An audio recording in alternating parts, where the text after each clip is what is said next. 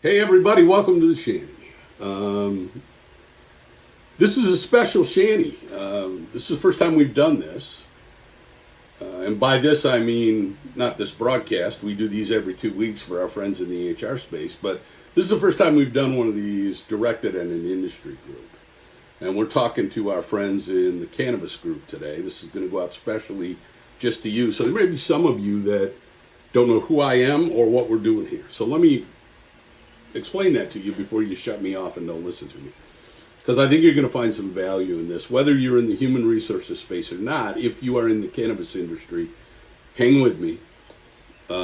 Trust me, this will be worth it. But let me give you a little background. So when COVID started, I live in a very, very old house. It's about 150, 160 years old, and I have no office in my house. So I was working in the basement. And as the weather started to get nice, I was like, yeah, this is not going to work out, working in the basement. And I had no office space in the upstairs, so I tried the living room, and that didn't work. So my wife said, hey, why don't you just build something in the backyard? We've got room.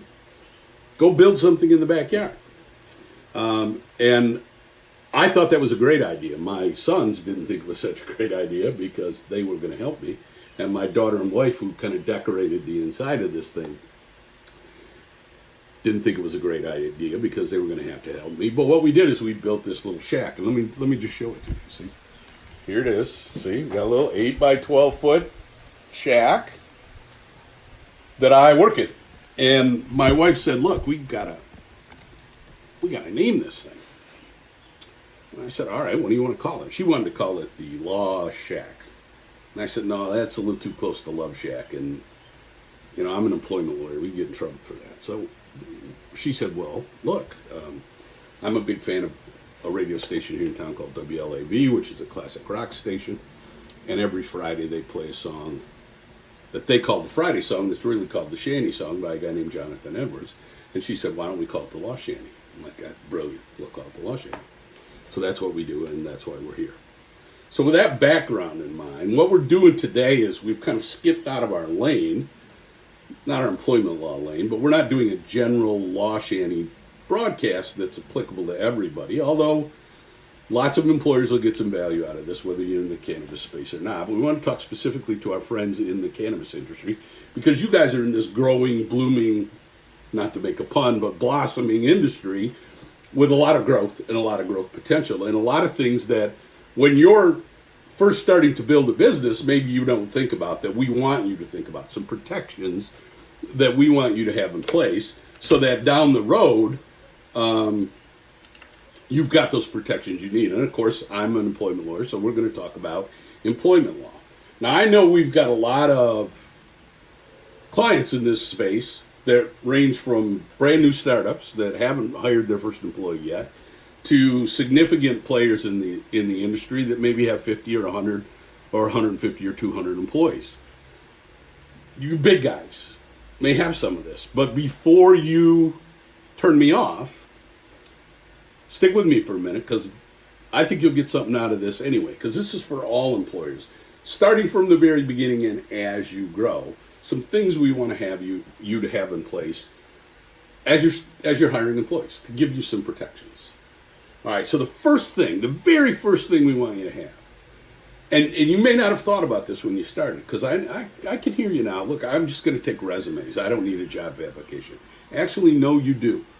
You want a really good job application because a job application has some protections in it for you as an employer that you might not find if you're just collecting resumes, that you won't have if you're just collecting resumes. And those protections are in the fine print, in the things that come along with it. It's not the questions in the application, it's the fine print in the application that's going to give you those protections. And the things you want to have in that fine print are, first of all, you want to have a really good at-will statement.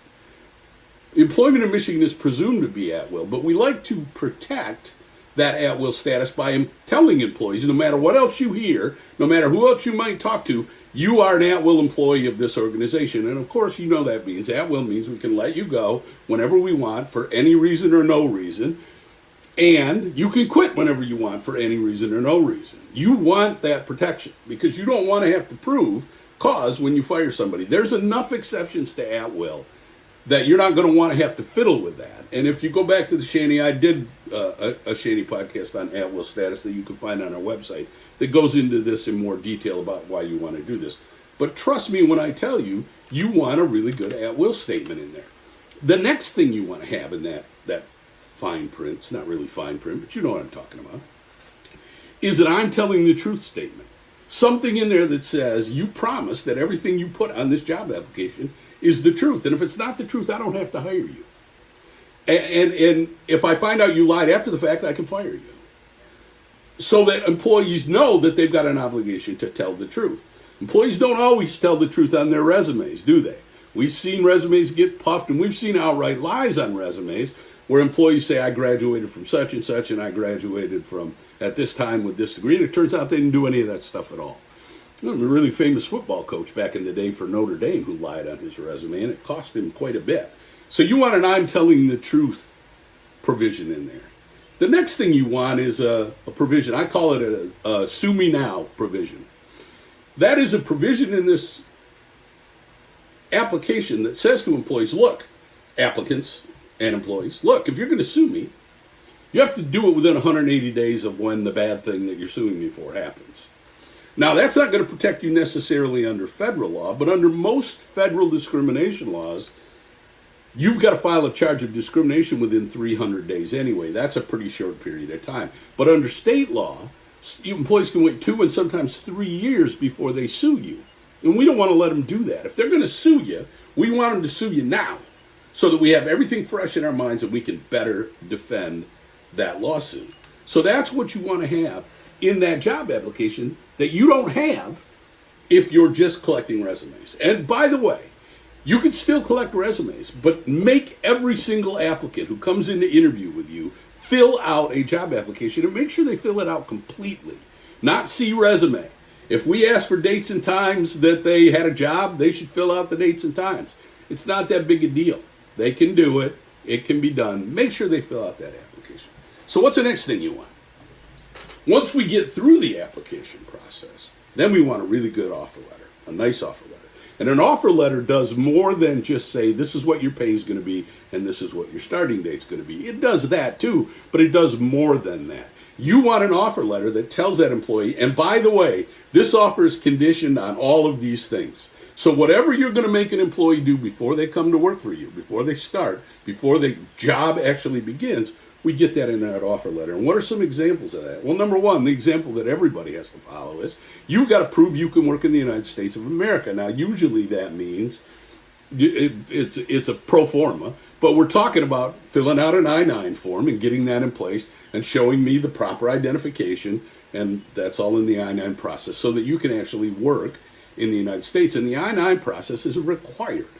Okay? The second thing you might want to have in there that you might condition an offer on is a background check. We might be doing a background check to make sure that an employee hasn't been convicted. For example, in your industry, convicted of a drug offense. Drug testing, we'd want to put that in there too. You don't have to, but you might want to. And then the third thing we might have in there is something conditioned on, okay, in order for you to come work here, you have to sign our confidentiality agreement. And promising to keep our confidential information confidential. Now, why is that important? It seems to me that that's really important for people in your industry because so much of what you do is unique to other providers. You have different strains, you have hybrids, you have growing techniques, you might have marketing and selling techniques, all these things that you want to keep protected. So we're going to want to put in that offer letter before you come to work for me, before you actually start, you've got to sign that confidentiality agreement, which gets us to the third thing, a really good confidentiality agreement. We want to, doesn't have to be a non-compete. Might be in some situations, for some circumstances, non-competes are enforceable in Michigan, but they have to be narrowly tailored to protect the business interest and narrowly tailored as to geographic scope and time frame. Having a confidentiality provision in your handbook or in that fine print in the application is good, but it's not enough because the handbook only governs employees up to the point where they're not employees anymore. And in almost all handbooks in Michigan, we say, all handbooks in my experience, we say, this is not a contract of employment, but the confidentiality agreement is. So when that employee leaves and takes a bunch of your confidential information with them, we've got a signed document, an agreement, a contract that they promised they wouldn't do that in, and then we could sue based on that and get your stuff back. So we want to have a really good confidentiality agreement. And then the last thing that you want to have is handbooks. You want to have a really good handbook. Now, a handbook doesn't need a ton of stuff. It doesn't have to be War and Peace. It doesn't have to be 150 pages. But there are certain things you want to have in a handbook when you get started, like a good EEO statement and a good harassment statement. We're going to reassert that at-will policy in there. We're going to do an acknowledgement in there. We're going to have Social Security privacy. There's some stuff you need to put in there. But that handbook is a growing, living document. And as you grow and get more and more and more employees, that handbook is going to grow with you. And the things that need to be in it are going to grow with you too. For example, and I'll just give you some milestones as you start to grow your business. When you're starting out, you want a good basic handbook. And it might, like I said, it's going to have that EEO policy. You might have a PTO policy in it. And you might have holidays, stuff like that. Things that you want the employee to know. As you get to about between, say, 10 and 15 employees, 10 and 20 employees, some of the federal laws are going to start kicking in now. Now you've got Title VII and age discrimination in employment and things like that that you need to worry about. And you're going to want to make sure that you've got policies that cover those things and cover discrimination. Now, generally, that'll be there from the state law stuff, but we want to make sure that those policies grow. When you get to 50 or more employees, then some really harsh stuff kicks in, like the Family and Medical Leave Act, and you have to have a policy. Like the Michigan Paid Medical Leave Act, and you have to have a policy. And there's some posting requirements. So that handbook, that's a growing, living document. And we start you out with a good basic one, and then as you grow, you don't have to reinvent the whole wheel. You've got the basics there, and you can add to it as you grow. And as you become bigger and more sophisticated and add benefits and things like healthcare and things like retirement plans and stuff like that, as you get more and more successful and bigger and bigger and bigger.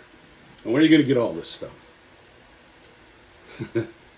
You know the answer to that, don't you? From us. We happen to have what we call an HR Basics Kit. It's got all the stuff I just talked about in it, get you started. And you even get some time with one of our associate attorneys to help you build and customize your handbook. And we sell that thing for a flat fee.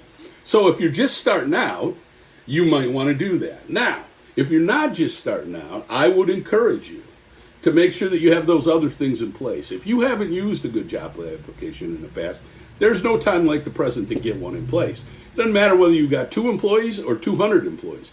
When you hire people, make sure you've got a good job application. Make sure your confidentiality agreement is in really good shape, and we can help you with that. And make sure you've got a good handbook that tells you all the things that you need. Thanks a bunch for listening, and one more thing. If you want to see these things regularly, because we do produce them regularly, you can see them on the website. We publish them about every 2 weeks, and we talk about general HR topics that are of interest to HR people, or, frankly, the business owners just getting started. Thank you all for your attention. I really appreciate it. See you later. Oh, and if you need any of the stuff I talked about, call your Warner lawyer. We'll hook you up. Thanks a bunch.